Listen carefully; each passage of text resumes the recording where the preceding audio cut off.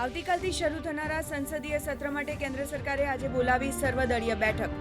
ગૃહની કાર્યવાહીને સુચારુ રૂપથી ચલાવવા પર થશે ચર્ચા. 21 ઓગસ્ટ સુધી ચાલશે ચોમાસુ સત્ર.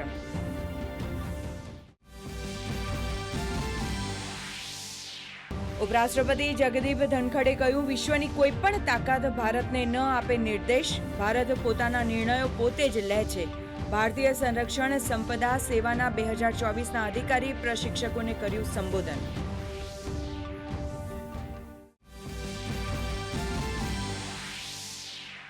ભારત અને યુરોપના 4 દેશો વચ્ચે મુક્ત વેપાર સમજૂતી 1 ઓક્ટોબરથી થશે લાગુ.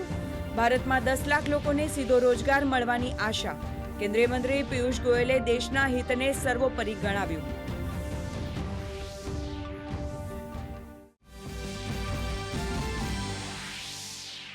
વિયેતનામના હાલોંગ વેમાં મોટી દુર્ઘટના. પ્રવાસી બોટ પલટવાથી 38 લોકોના મોત. ગુમ થયેલાઓની શોધખોળ ચાલુ. બોટમાં કુલ 53 લોકો હતા સવાર.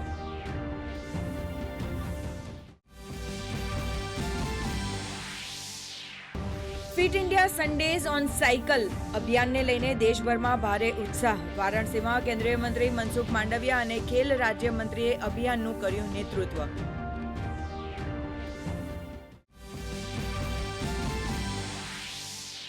રાજસ્થાનમાં આગામી 2 દિવસ ભારે વરસાદનું અનુમાન, તો કેરળ અને કર્ણાટકમાં રેડ એલર્ટ જાહેર.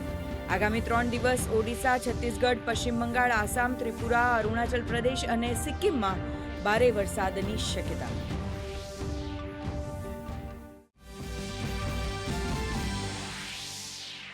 અને રાજ્યમાં સરેરાશ 51.16% વરસાદ વરસ્યો. છેલ્લા 24 કલાકમાં 174 તાલુકામાં સાર્વત્રિક વરસાદ.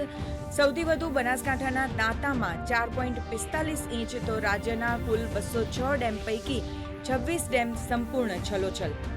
આગામી 7 દિવસ હળવાથી મધ્યમ વરસાદની હવામાન વિભાગની આગાહી.